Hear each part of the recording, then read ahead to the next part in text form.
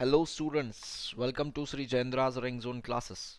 I am your friend and mentor for coming classes with respect to physics. This is lecture number 4 of a unit alternating current. So let's begin with today's class. In today's class we are going to discuss about the power or the energy and LC oscillations. So let's begin with today's class. First we will discuss about the power in alternating circuits. In AC circuit, the product of voltage and the component of the current which is in phase with the voltage is called as the power. That can be represented by P is equals to ERMS, IRMS cos phi, where where phi is the where phi is the it's a phase difference between current and voltage. So it is the phase difference between current and voltage that we call as a cos phi.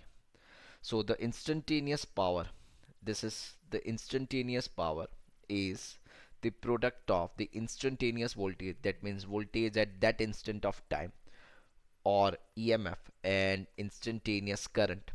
If I want to write this P instantaneous, then it could be written as E into I, and let's say suppose it would be an E naught I naught. It's a peak value E naught I naught sine omega t into bracket sine omega t plus phi. As we have discussed, phi is the phase difference between the current and the voltage.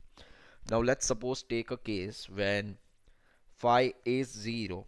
If phi is 0, that could be written as E naught I naught. This sine omega t into sine omega t will give me a sine square omega t.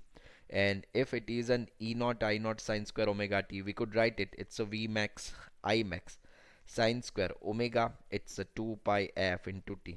This is the instantaneous power, which is equals to E naught into I naught into sine square omega t. So we have seen two powers.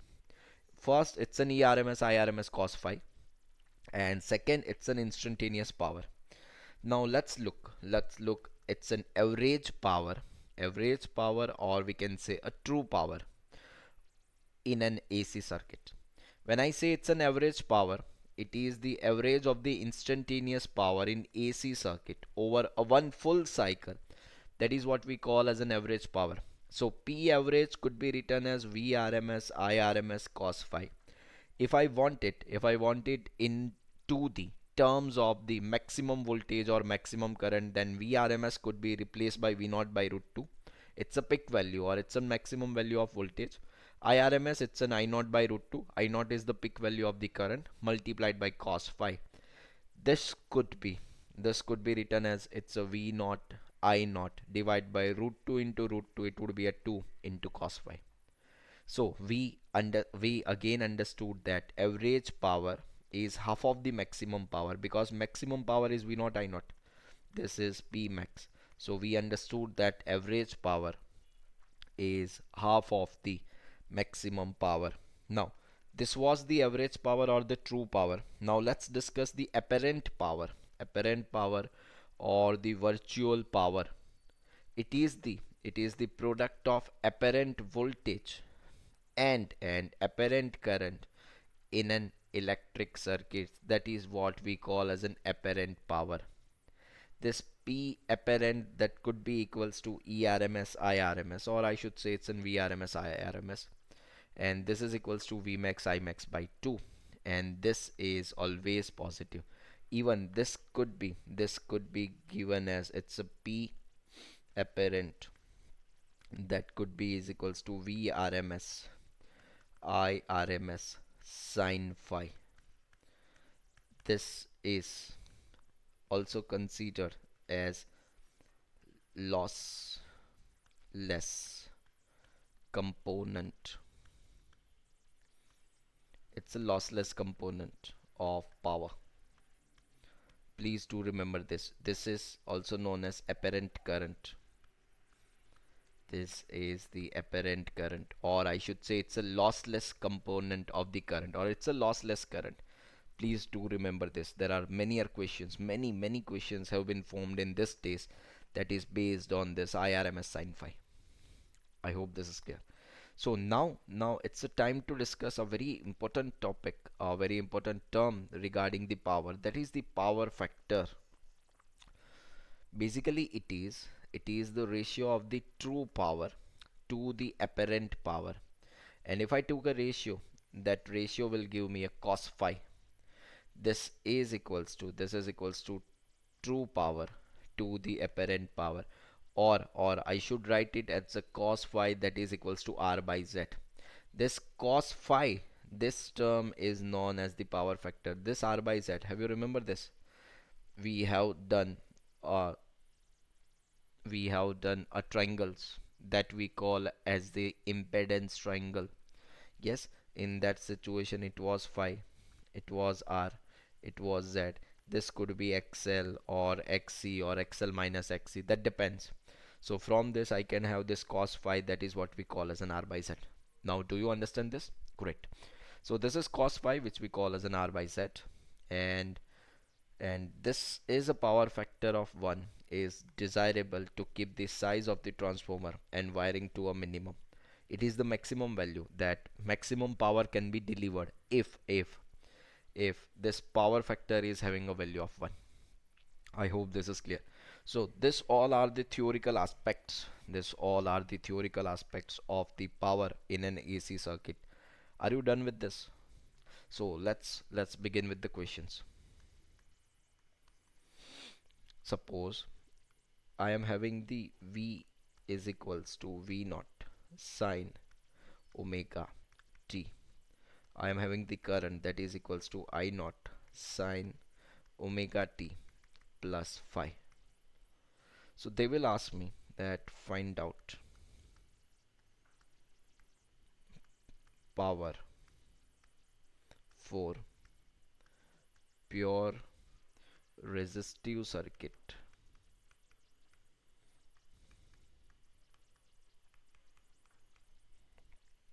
So what I understand is that phi is the phase difference between voltage and current. If I go for the pure resistive circuit, if I go for the pure resistive circuit, then phase difference we say the delta phi, that is equals to 0 degree. And if phase difference is 0, this p is equals to vrms irms cos phi. And if cos phi is 0, this is equals to vrms irms. Or if I want in a terms of the maximum or the peak value, it's a v naught peak value multiply divide by root 2 multiplied by I naught by root 2.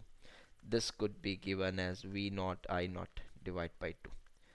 This is the power of pure resistive circuit. When I say pure resistive, it means the situation is only resistor is being connected with the AC supply. This is the pure resistive circuit. I hope this is clear.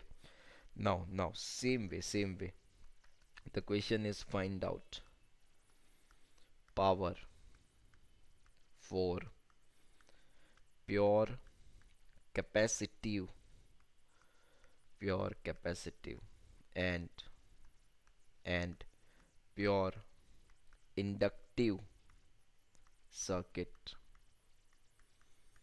How will you do it? What is to be done to find out this? So to find out this, what I need to do is it's a v is equals to v naught, let's say sine omega t, and let's suppose I is equals to I naught sine omega t plus phi. Now for pure inductive circuit, for pure inductive circuit, a phase difference is pi by 2. I hope you remember this. A phase difference is pi by 2, and when the phase difference is pi by 2, if I put up the value of cos phi, this p is equals to v rms I rms cos phi. If it is a cos phi and this phi is equals to pi by 2, that means cos phi by 2. It's sorry, it's a cos pi by 2. And when it is a cos pi by 2, it's a pi 180 by 290. It's a cos 90 degree. So when I write it's a cos 90 degree, when I write it's a cos 90 degree, that would be equals to 0. So power in pure inductive circuit, or I should say average power in pure inductive circuit, is equals to 0. It could have an instantaneous power. It it could have the instantaneous power, but the average power in pure inductive circuit is 0. Now let's discuss about the power in in pure capacitive circuit, what it will be. So it's a P average, which is equals to Vrms Irms cos phi. Again, the phase difference in pure capacitive circuit, it's a pi by 2. Yes, P average is equals to Vrms Irms cos phi, and the phase difference between voltage and current is again pi by 2. So if it is the Vrms Irms cos phi, and this phi is equals to pi by 2, then let's put up the value. It's a P average is equals to Vrms Irms into cos of pi by 2. Again this cos pi by 2 will be 0, so this is 0. So we can say that capacitor and inductor capacitor and inductor are the lossless components, and they are not going to have any power loss within them if they have been used as a pure circuits, if they have been used as a pure circuit. I hope this is clear. Is it clear? Are you sure? Are you sure? Even they have been asked that what would be the situation, what would be the situation if we considered that they will ask me a power in ideal chalk coil. So basically ideal chalk coil is somehow an inductor only, because they said it ideal, that's why its resistance is 0, and if it is inductor, its average power will be equals to 0. Please keep this in mind. I hope this is clear. Is it clear? Is it? Are you sure? Now do you have any doubts in your mind? So ready for the next questions? Are you sure? Great. Let's have a look. It says that a voltage,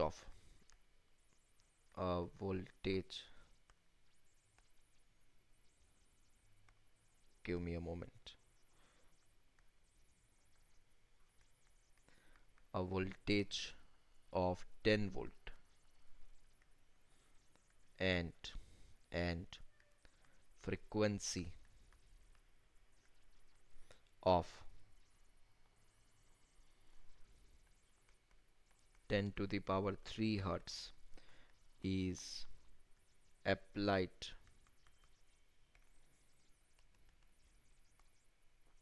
frequency of 10 to the power 3 hertz is applied to 1 by pi microfarad to 1 by pi microfarad capacitor in series with a resistor of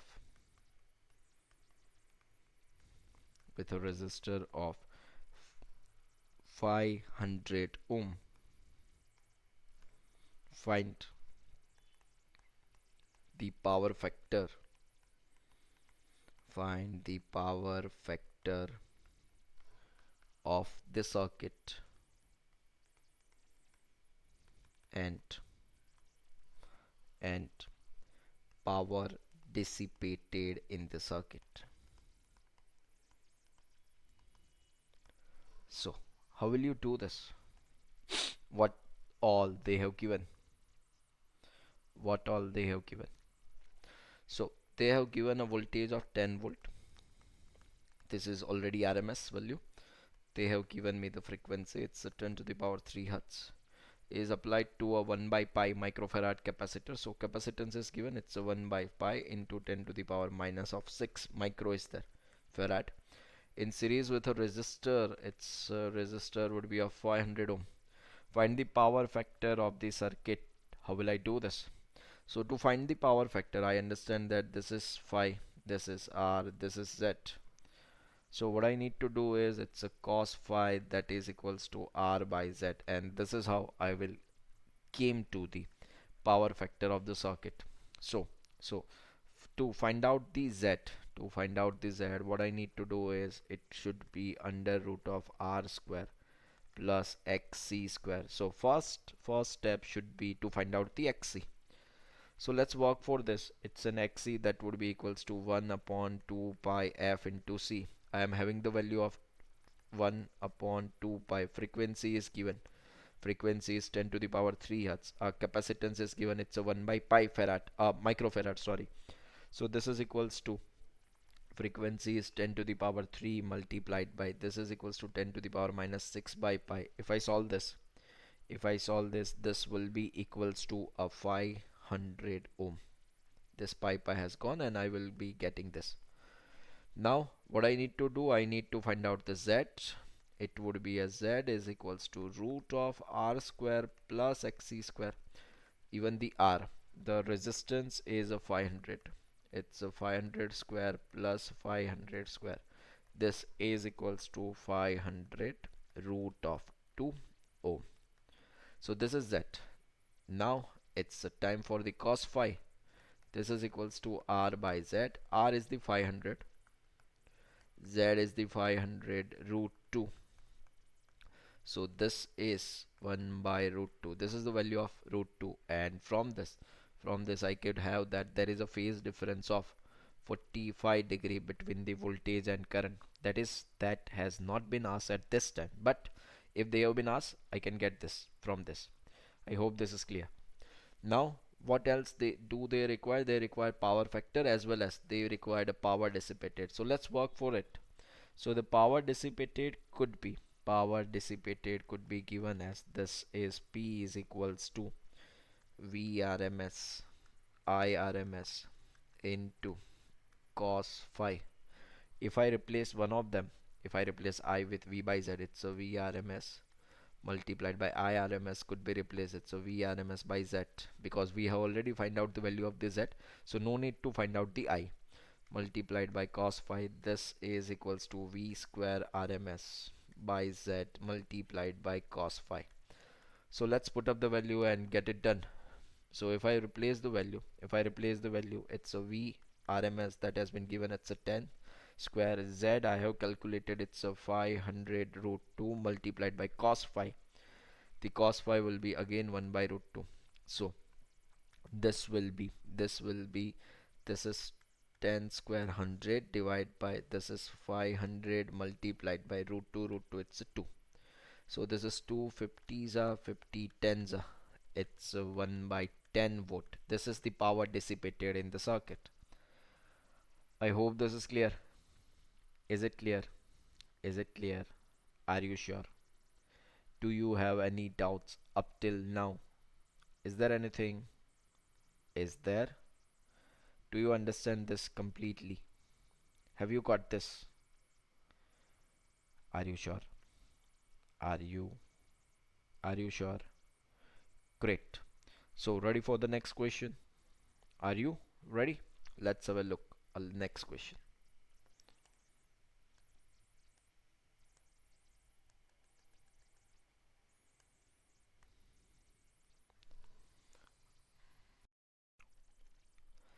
Let's look at this question.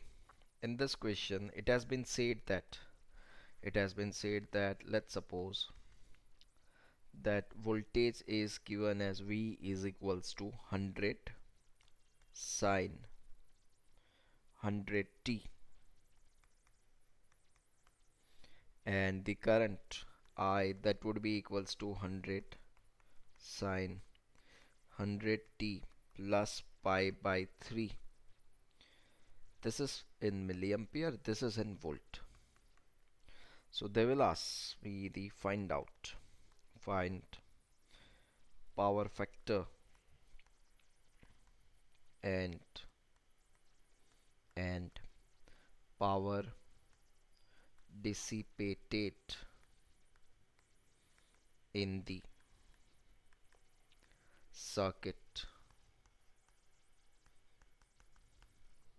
So find out the power factor and power dissipated in the circuit. This is the requirement. So now first thing is that this is V, this is I. As I can see this, there is a phase difference delta phi of this is this. If I want to write, it's 100t. If I write only the phase, it's 100t plus 0 degree. Its phase is 100t plus pi by 3. That means there is a phase difference of this is 0, this is pi by 3. Pi, it's a 180 by 3. So phase difference is of 60 degree, which we call as an pi by 3. I hope this is clear. So phase difference is pi by 3. From this, it's a cos phi, that is equals to cos pi by 3. This is equals to cos 180 by 3. It's a 60. Cos 60, it's in half. So you have did it. It's a power factor. Now what I need to want else? It's a power dissipated. So power dissipated could be written as VRMS, IRMS, cos phi. I am having a V. This is V naught, or I should write this as a V naught by root 2 multiplied by I naught by root 2 into cos phi. It's a 1 by 2. So this V naught is equals to 100, I naught again 100.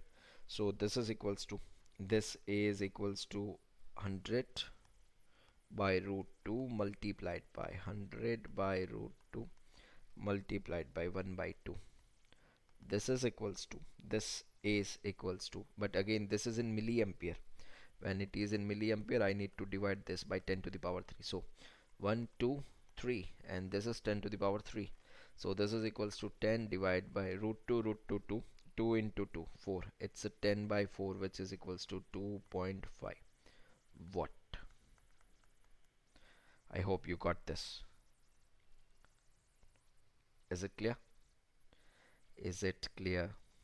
Now, do you have any doubts up till now? Do you have any doubts? Is there anything? Is there? No? Shall I add something to this? Let's suppose in the previous question,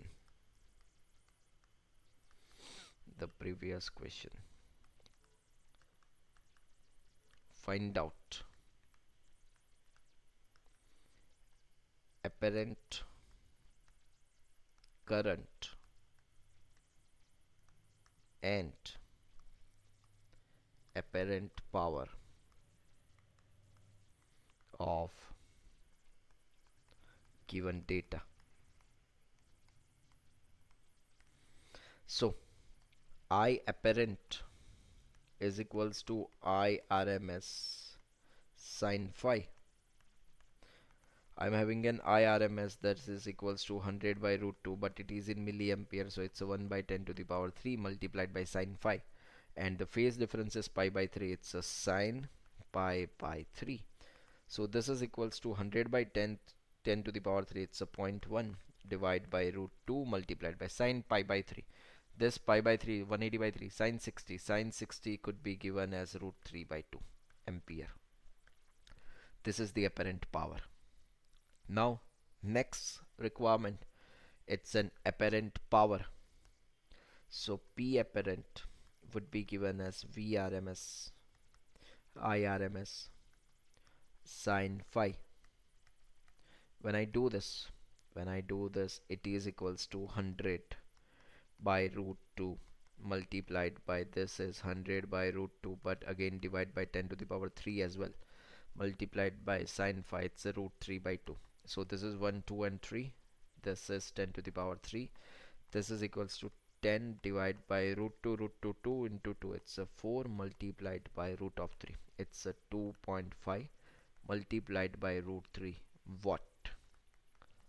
I hope this is clear. Is it clear? Is it? So now, will you capable enough to do this? Are you sure? Are you sure? Great. Can it be done? Great. So let's discuss the LC oscillations. While I say LC oscillations, I mean it's an inductor and C stands for capacitor. It's an inductor and capacitor oscillations. So let's look at the circuit diagram. You will get an idea. What I was supposed to do is that initially this capacitor is charged. How could I come to know? Because I understand that this is plus Q and this is minus Q. That means this capacitor is charged, and this has been connected with the inductor. So initially the situation was that initially, let's suppose you have taken one uncharged capacitor and this has been connected with one of the battery, something like this, that this is V, this is C. Initially this capacitor is uncharged. So now what happens, the battery, this battery is going to charge this capacitor, and after certain time this battery or this plate of the capacitor will become a plus Q charge, this is having a minus Q charge. Now what I'm supposed to do is, in a very next step, I'm going to disconnect this from the battery and I'm going to connect this. This is something like this.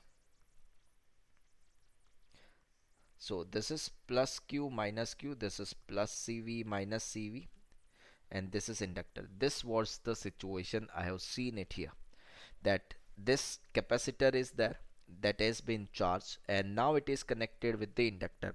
At T is equals to 0, current equals to 0, and potential on the capacitor is greater than 0, because the situation is that at Vc greater than 0 and inductor is not having any capacity.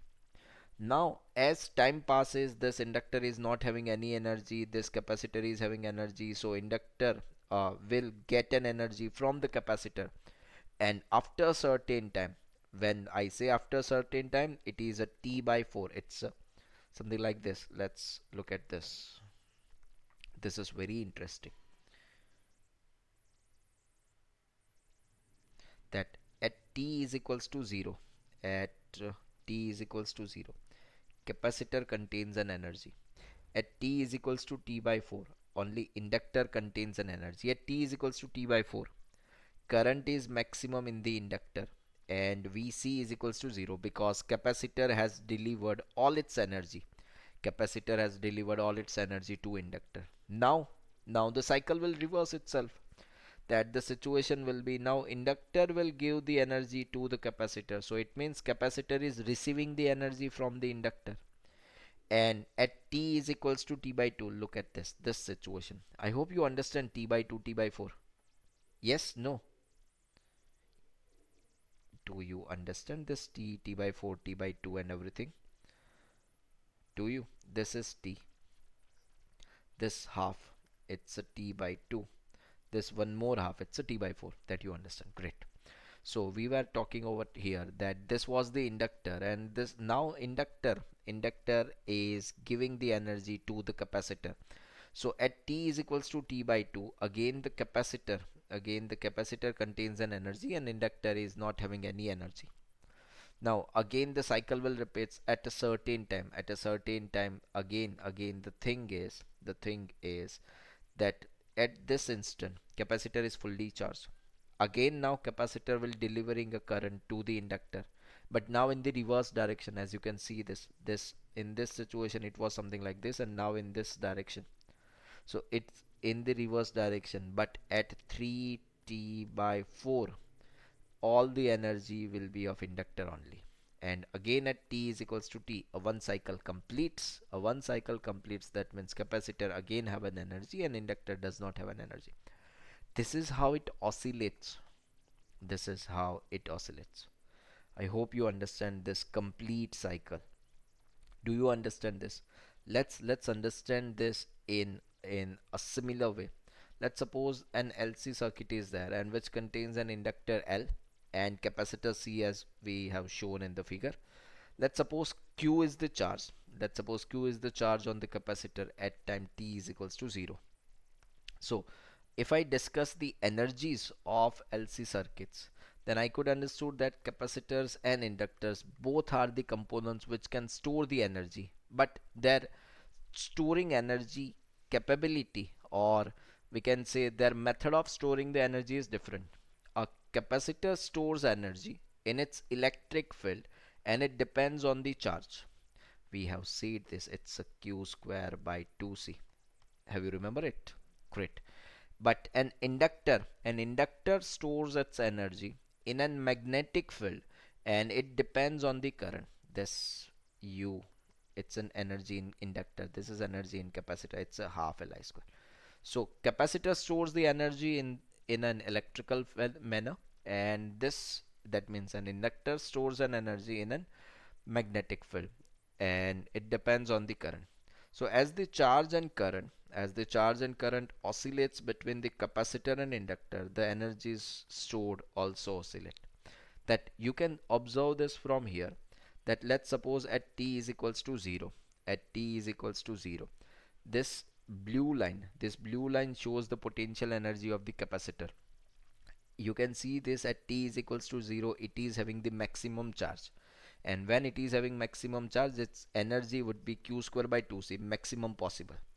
Now as soon as time passes, its energy keep on decreasing, and at t is equals to t by 2, it has delivered all its energy to the inductor. So as you can see, the energy of an inductor, this has been start increasing from 0, and it becomes a maximum at t by 2. So basically the situation is energy of capacitor is keeps on decreasing, while energy of inductor keeps on increasing from 0 to t by 2 period. Now in the next situation, let's assume it's a from t by 2 to t. Let's assume from t by 2 to the t. The situation will be that energy of the capacitor will start increasing from 0 to maximum level. Same way, potential energy of inductor will keep on decreasing from this to this.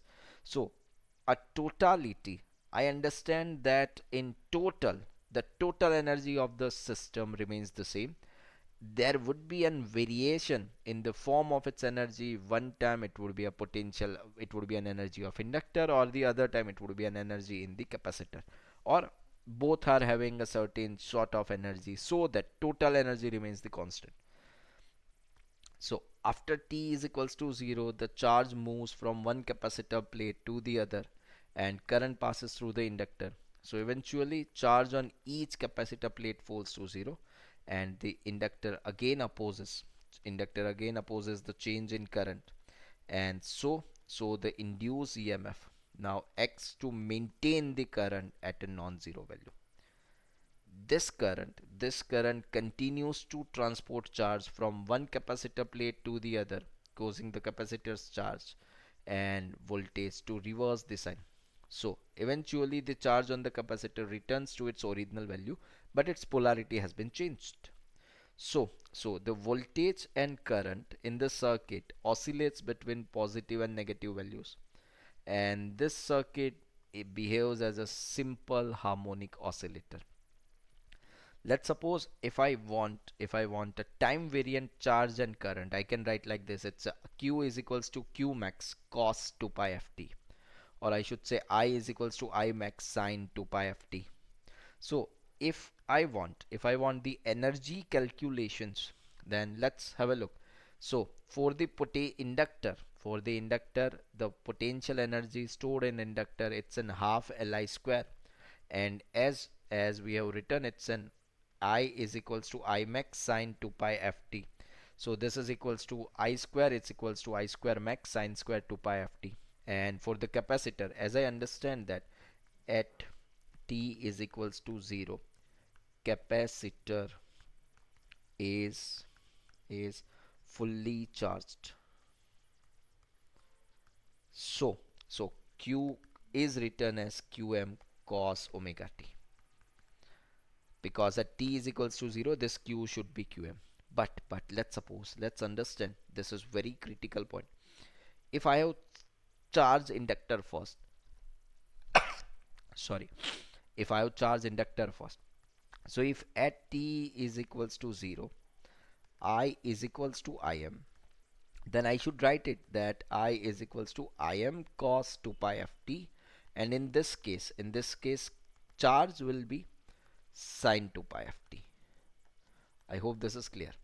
But in my situation, that we have seen at this present, at t is equals to 0, capacitor is fully charged. So I have written q is equals to qm cos omega t. Omega could be replaced as 2 pi f, and this I could be written as Im sine omega t. I hope this is clear. Is it clear? So this is for the inductor. This is for the inductor. What I could write, it's a potential energy in the inductor. This is equals to half Li square, and this I could be written as I square max sine square 2 pi ft. For the capacitor, it's a q square by 2c, and this is equals to 1 by 2 into q square max by c into cos square 2 pi ft. So as you can see, this both the relations are time dependent relations.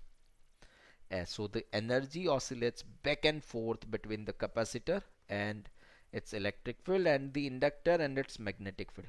But when I say the total energy, when I say the total energy of the inductor, that total energy of the inductor must remain constant. That you understand. I hope this is clear. Is it clear? Is it clear? Great. Now let's suppose the maximum energy in the capacitor must be equal to the maximum energy in the inductor. From energy consideration, the maximum value of the current can be calculated as that. You can understand that maximum energy in capacitor would be given as q square by 2c, and maximum energy in inductor could be written as it's in half Li square. So if I want to calculate the I max, it's a q square by 2c is equals to half Li square. And if it is q square by 2c equals to half Li square, then I could write this 2 has been gone, and from this I max is equals to 1 by root of Lc into q max. This shows that how the amplitudes of the current and charge oscillations in the LC circuits are related. I hope this is clear. Is it clear? Is it clear? Are you sure? Let's calculate the frequency. Let's calculate the frequency oscillations in the LC circuit. In an LC circuit, the instantaneous voltage across the capacitor and inductor are always equal. That means voltage across capacitors, that would be given as I into Xc, and voltage across inductor, that could be written as I into XL. If I simplify it, it's an Xc is equals to XL. That means Vc, because Vc is equals to VL, and that gives me an Xc equals to L. This assumes that the current in the LC circuit is oscillating and hence applies only at the oscillating frequency. This frequency we know Xc, it's 1 by omega c. XL, it's an omega L. From this, omega square is equals to 1 by Lc, and if I solve this, it's F resonance. Its resonance frequency will be equals to 1 upon 2 pi under root of Lc. I hope this is clear. Is it clear? Is it? Do you have any doubts? Do you have any doubts? Is there anything?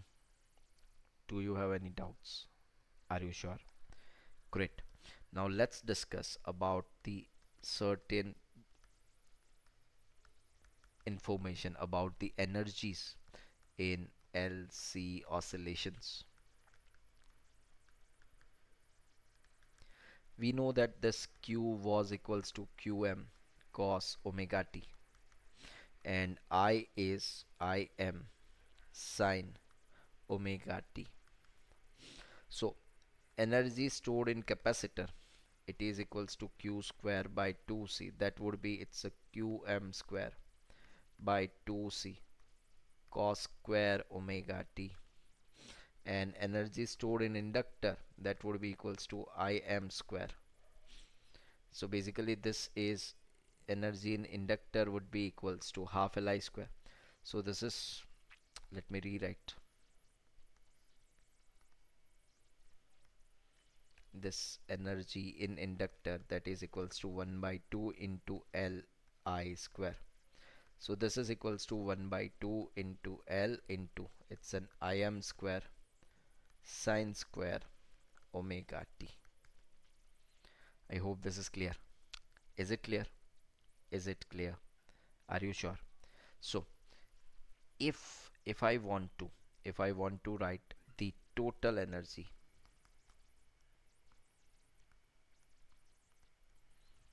then it would be an addition of energy of the capacitor plus energy of the inductor.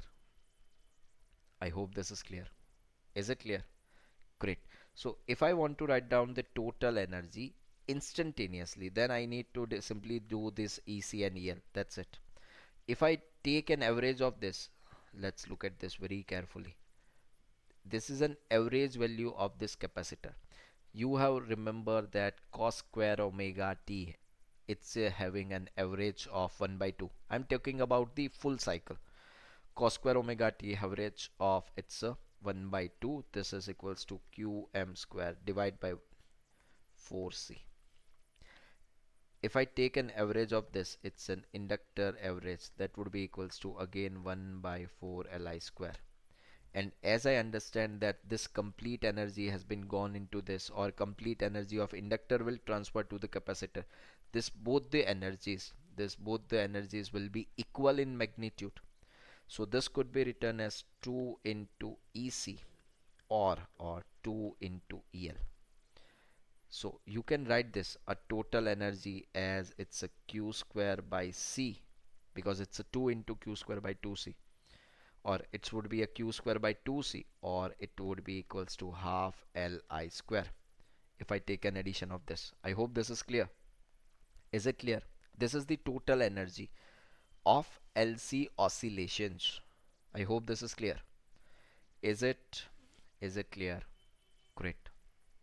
Now, ready for the question? Let's have a look and keep it. Have your pen, have your paper, and start doing it. Let's suppose the data is given that a 16 microfarad capacitor is charged to 20 volt potential, a charge to 20 volt potential.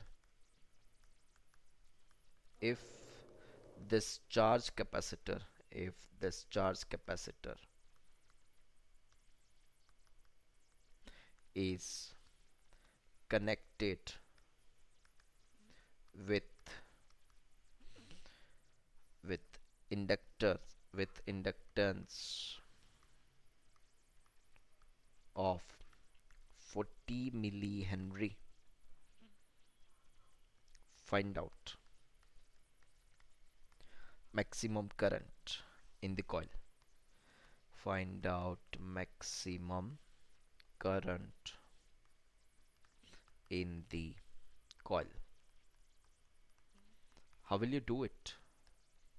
So initially this capacitor is being charged, so the energy in capacitor would be equals to half into q square by c, or it would be an half cv square, or it could be an qv by 2. Yes, this relation you have derived in the second unit of class 12, electrostatic potential and capacitance. So here I have been provided the capacitance and voltage. I will go with this. It's a half cv square. So energy stored in capacitor, it's an half cv square, and that energy has been used to provide a maximum current to inductor.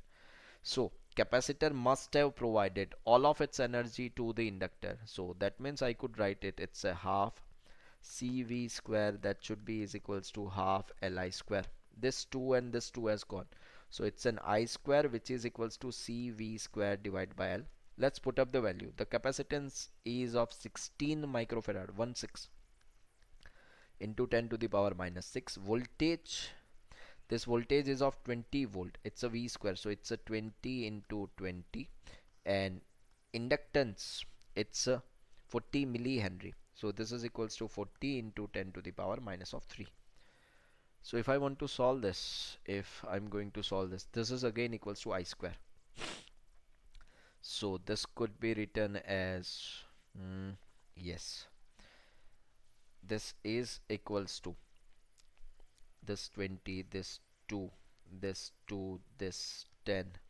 So this is equals to 16 into 10 to the power minus of 6 into 10 to the power 1 into 10 to the power plus 3. So this is equals to 16 into 1 plus 3, 4. This is 10 to the power minus 6. This is equals to 10 to the power minus 6 plus 4. It's a minus of 2. But this is I square. So when you want to calculate I, this I need to take a square root on both the sides. So it's a 4 into 10 to the power minus of 1 ampere, or it's a zero point 0.4 ampere. It's a zero point 0.4 ampere must have been passed through the inductor when current is maximum. I hope this is clear. Is it clear? Is it clear? Great. Now let's work for the next question. Very interesting question. They have given a certain circuit to me. It is something like this, that this is E and it has been connected with the resistor. This has connected with the inductor. A certain switch has been placed over here. It is something like this. This is switch, and this has been connected with capacitor C. Yes. So this position, this is the position A. They have made like this. This is A, this is B. They are having a switch.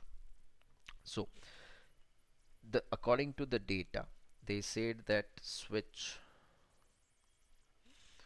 is in position A. Switch is in position A for long time.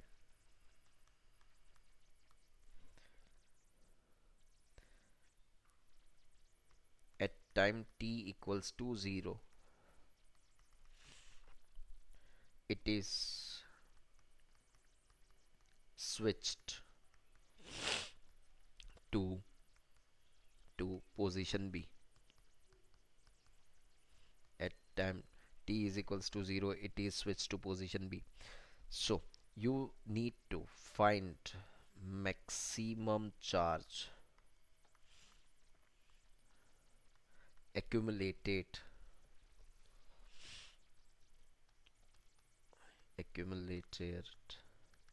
on capacitor. You need to find out the charge accumulated on capacitor. How will you do this? So first understand that sorry, switch is in position A for very long time. That means current must be flown through this, and this current can be calculated as I is equals to E by R. Now once you disconnect your switch from here and you connect it here, then this this energy stored in inductor is being converted to the energy in the capacitor. So energy in inductor, which was equals to half Li square, will be provided to the capacitor. It's a Q square by 2C. So let's solve this. It's a half into Li square. This is equals to Q square by 2C.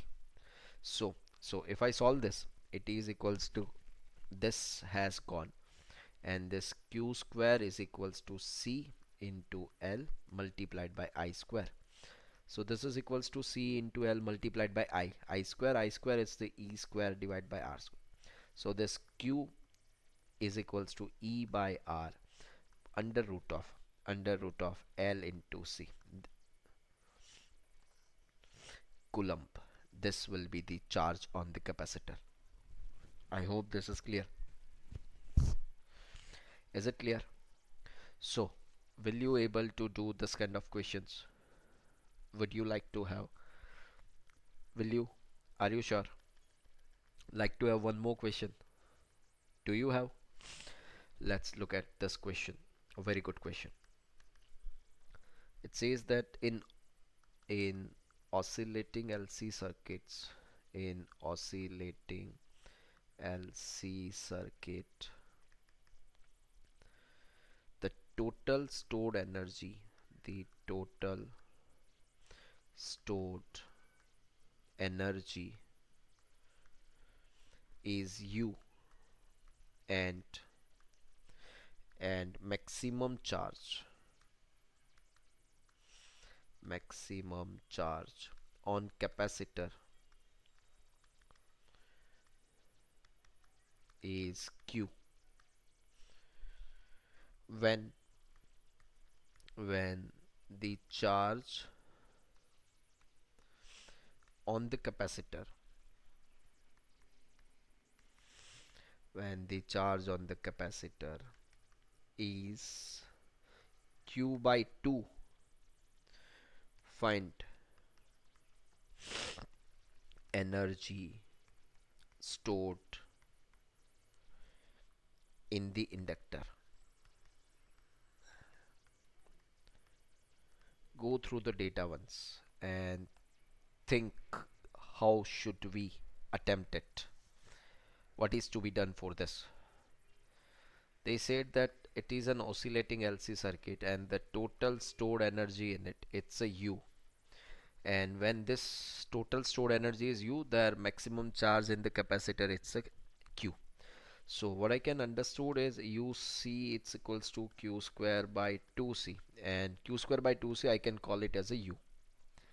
This is equals to U according to the data. Now they said that when the charge on the capacitor is Q by 2, this is at certain moment, this is equals to Q dash square by 2C, and this is Q dash is equals to Q by 2. So I could write it's a Q square by 4 into 1 by 2C. This is equals to 1 by 4 of the U. What they want, find energy stored in the inductor. So I should write UC plus UL, that would be equals to U total. Now the energy stored in the capacitor, it's a U by 4. I don't know about the inductor, but total energy is U. So this X could be calculated very easily. It's a U minus U by 4. This is equals to 3U by 4. This is the energy stored in the inductor. I hope this is clear. Is it clear? Is it great? Let's wind up the session over here. This was all about the LC oscillations. Please go through this very carefully. This session contains a power relations as well as power dissipated in the circuits, as well as it contains an LC oscillations.